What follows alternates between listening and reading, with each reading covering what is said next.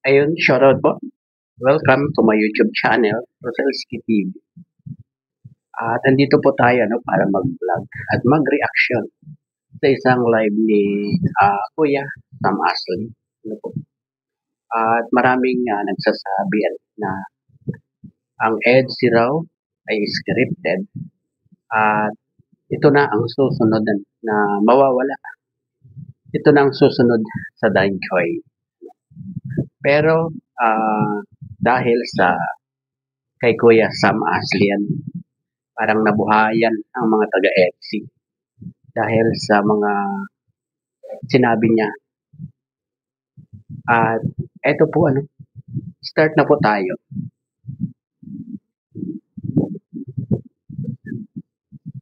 Kanina kasi nanood ako ng vlog ni Kalinga Prab. Tapos nanood din tayo yung live ni Kalinga Prab. May mga nababasa tayo doon. Yung EDC daw ay scripted daw. Nagugulaan ako eh. Kasi nakasama ko din si Papa Ed. Yes, naguguluhan siya kasi nakasama niya yung dalawa sa pag-i-scout. Si Biancy, saka si Kalingap Edu. Kaya naguguluhan siya kasi bakit ang sinasabi ng iba scripted, taliwas sa nakikita niya. Kaya naguguluhan din ako kung scripted daw.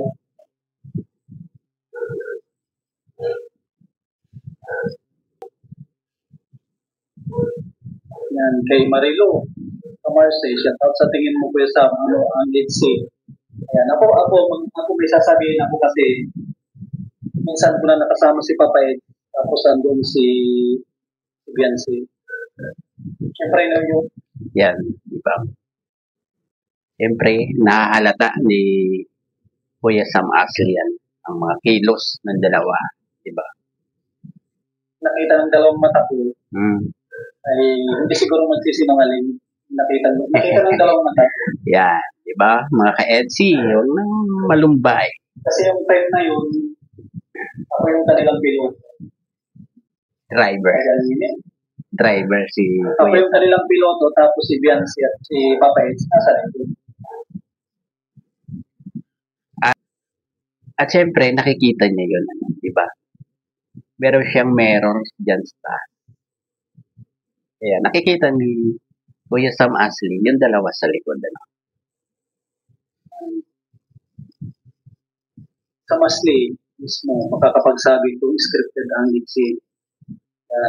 Ako din na alam mo kasi nakasama ko na sila. Minsan ko lang nakasama si Papa Ed. Kasama niya si Biancy. Yung nakita ng dalawang mata ko parang scripted yun. Iba kasi yun eh. Iba yung nakita ko nung kasama sila. Hindi nga ako makapokus sa pagdadrive. Nagsanglas na sila. Kinikilig si Kuya Sam Ashley. Kasi hindi makapag-focus sa pagdadrive eh. Nagsanglas na lang ako para makapag-focus ako sa daan. Kasi sobrang sweet nila kasi.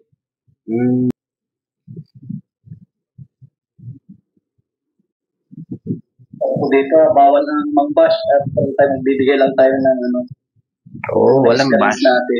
Walang i-bash dapat. Nakasama ang EDC. Napawisan ako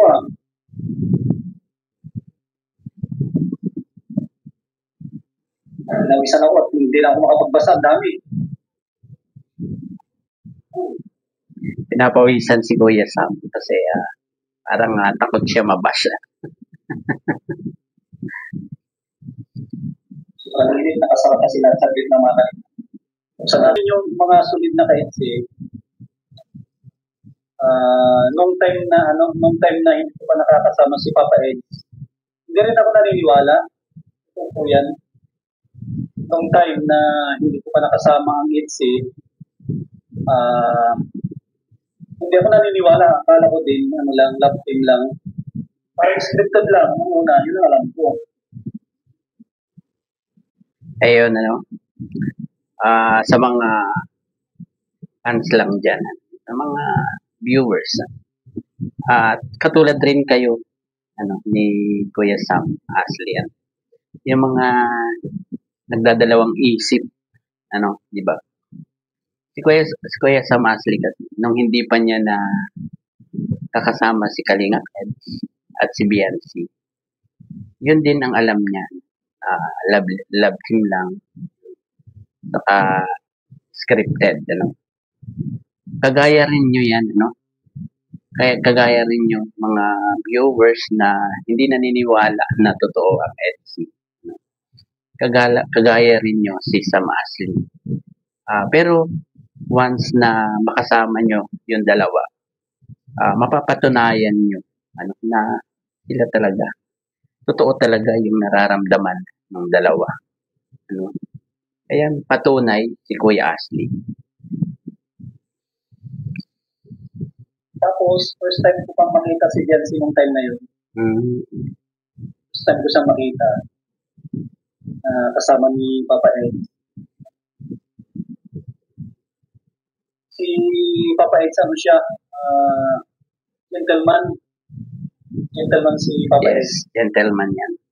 Magalang siya. Kasama niya si Jancy. Kahit late na yung lunch namin, nagsasabi ko si Jancy, walang karte-arte. Umalis kami ng alas 10, nagkain na kami siguro, mga alas 3 na. Walang meriendahan yun. Hindi kami nagmerienda. Kaya kung ako yung tatanungin nyo, ang HCI, ano po yan, hindi scripted. Ito po yan. 101%. Yan, Ayun. Sapat na siguro yun na patunay na talagang ang EDSI ay totoo, walang halong script ang EDSI. Ano man yung lumalabas sa kanilang mga bibig ay totoo. Yung mga kilos nila, totoo yun. Diba? At idiretsa po natin.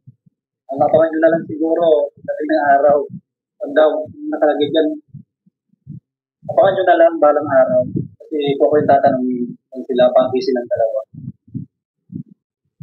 Totoo sila, 101%, hindi po yung scripted. Yes.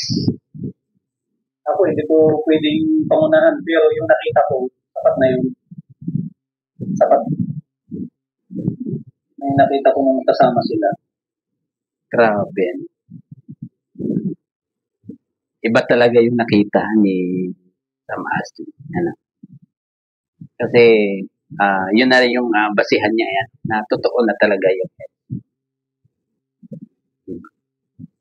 At, meron ditong ikwinento, si Kuya Sam Ashley, nung unang-unang punta niya doon sa Kana Eds, at nakita nga niya doon si Beyonce. Eto po. First time ko nakita si Beyonce. Gulat ako. Siguro hindi magagalit si Papa Eds. O ikikwento ko siguro yung hindi nangyari yung nakita ko. Kasi nung first time namin na wala naman siguro masama, no? Pag ikwento ko yung nakita ko lang. Wala naman masama niyan. Sama sila. Kumbaga, nakita ko lang, nagulat lang ako. Kukwento ka lang. Nung first time na magkasama kami ni Papa, sinundo ko siya sa bahay nila. Hindi ko alam, si Papa, parang nag-aantay na sa akin, medyo nalita ako ng mga 10 minutes, 10 to 15 minutes, nag-aantay na pala sila. Sabi kong dalawa sila. Nakapunta na rin ako sa bahay nila, Papa. Medyo mainit doon sa baba. Kahit may electric fan, sobrang init talagang, lalo na pag may lakad ka. Pag may lakad ka, maliligo ka na ng pawis. Kaya nung time na pumunta ako doon, nagulat ako at may unang bumaba sa sasakyan. Siyempre, nasa driver side. Lumabas sa sasakyan si Papa. Grabe Grabe itong bulong ni Kuya Sam Asli. Siguro naman matutuwa ang mga solid EDC nito, ano? At yung mga liquid at mga buzzers, ano? Pasensya na kayo, ha? Kasi ito buhay na patunay, no? Si Kuya Sam Asli. Kasi malimit niyang makasama Kalingap Edo sa Scout. Minsan, kasama si Bianchi. Ano? At idiretso na po natin yung pagkukwento ni Kuya Sam Asli. At parang bulong na rin ito para sa mga taga-EDSENYA. Tapos nung pangalawa, may babaeng lumabas. May nakasanglas ako. Sure yan. Si Bibi Bianchi yan. Diba? Hindi ko masyadong nakilala. Kasi sabi ko, ganda naman yung kasama ni Papa Eds. Kasi nakatagilid. Nakatagilid pa lang. Uploading na yung... Kita nyo mga ka-Eds yan. Nakatagilid pa lang yan. Kitang-kita na ang ganda. Sabi ni Sam Asli. Diba? Yung vlog natin, sana panurin nyo maya-maya at syempre hindi rin magtatagal yung live natin. Nung bumaba, hindi ko nakilala agad. Syempre, mataas din ang respeto natin kay Papa Eds. Hindi ako nakapokus dun sa kasama niya. Napansin ko, ang ganda naman yung kasama ni Papa Eds ako. Tapos nung nagsakay sa likod, sabi ko, parang kilala ko ito. Okay, tinanggal ko yung sunglass ko. Tapos, si Papa Eds lang nagsabi na una. And shoutout kay Linky Pito. Si Papa Eds na, ang umuna na sabihin na siguro pinakilala na si Bianchi kay Kuya Sam Asli. FW. Kung pagtanggal ko ng sunglass ko, sabi ni Papa Eds, inunahan niya na ako kasi talagang siguro. Okay, yeah. Siyempre, parang makikipag-marks ako na sino yung kasama ni Papa Eds. Yan. Pagtanggal ko ng sunglass ko, tapos, kilala mo yung kasama ko, sabi niya. Kung tinignan ko, parang kilala mo ito parang si Bianchi ito Si Bianchi naiyain din. Oo. Nagtawa lang. Natawa-tawa lang yun. Tapos habang nagdadrive ako, nag-iisip ako na akala ko love team lang. Akala ko for entertainment lang. Yun pala ay totoo. Totoo pala. Hindi ako sigurado. Ayun, yun ang akala ni Sam Asli dati na for love team lang talaga ang EDSA. Pero ngayong napatunayan niya kasama sa pag-i-scout, di ba? At mainit, di ba? Napatunayan niya talagang totoo ka na. Sigurado noon sila na, pero nung pauwi na kami, kung ko na sigurado na yun na yun. Isip ko na, pala, hindi na po scripted. Totoo na ito. Ayun, ganda ng bulong ni Kuya Sam Asli, Grabe. At meron pa siyang nasabi dito, kay Kalingap Edo. Na si Kalingap Edo lang talaga, ang sinamahan niya. Tapos, si Kalingap Edo, yun lang yung nakapag-promote sa channel niya. Ito po, panoorin po natin. Kung ako yung tatanungin yung mga Kalingap, walang ibang kasama natin sa Team Kalingap na nag-promote sa ating maliban kay Papa Eds. Tuwing magkasama kami, siya pa ang nagsasabi na ganyan talaga si Kalingap Eds. Napatunayan ko yan noong sa Baguio. Nung sabihan niya si Kuya Marky. Kalingap Mark. Mayroon kang gustong puntahan natin. Tapos, Magpapakita ako sa vlog para ma-promote yung channel mo. Ganun kabait si Papa Grabe, Eds, no? di ba? Thank you po, Kalingap sa panati po na nangyari lang sa Danjoy na lahat ng scripted kuya ulit.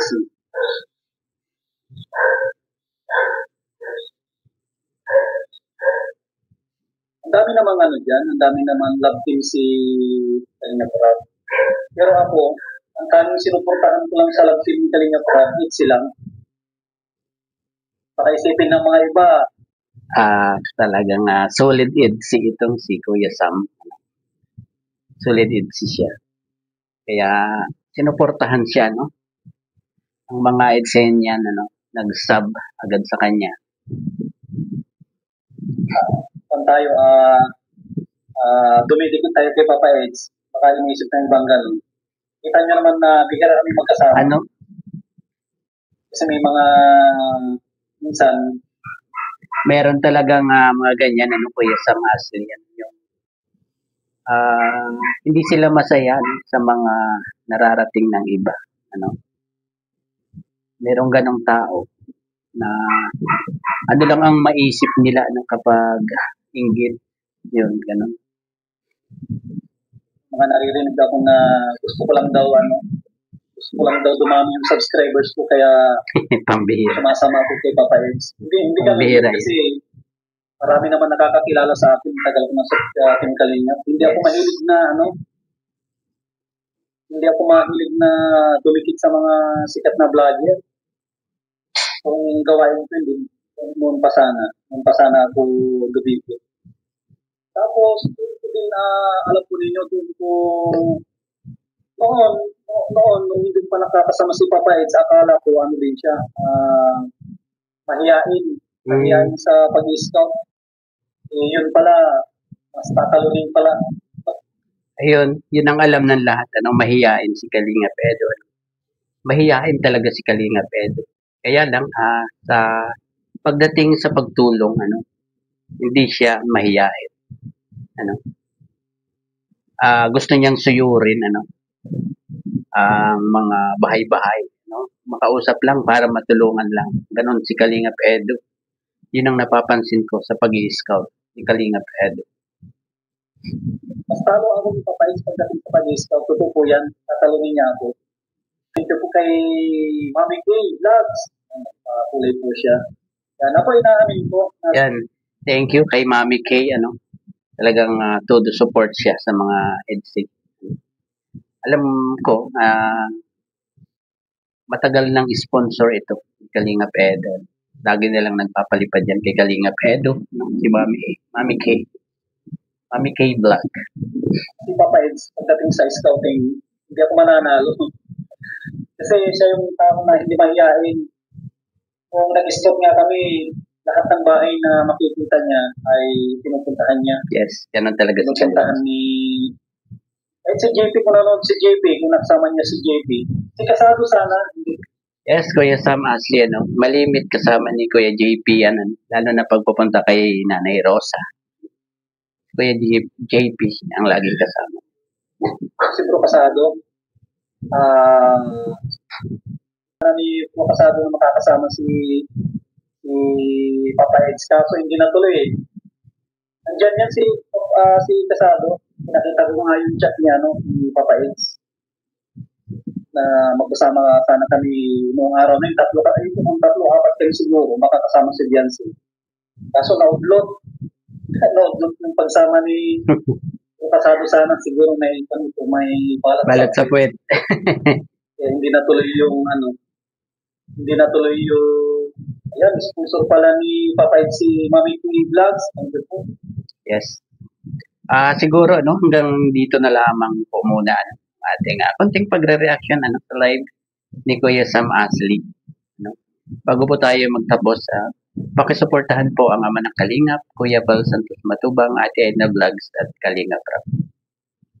At ganun din ang mga sa paligid ni Kalingap Rap, Kalingap Edo, Kalingap Dan, Kalingap Jomar, Dr. Lab, Kuya Red Saint Vlog, Jello Mags TV.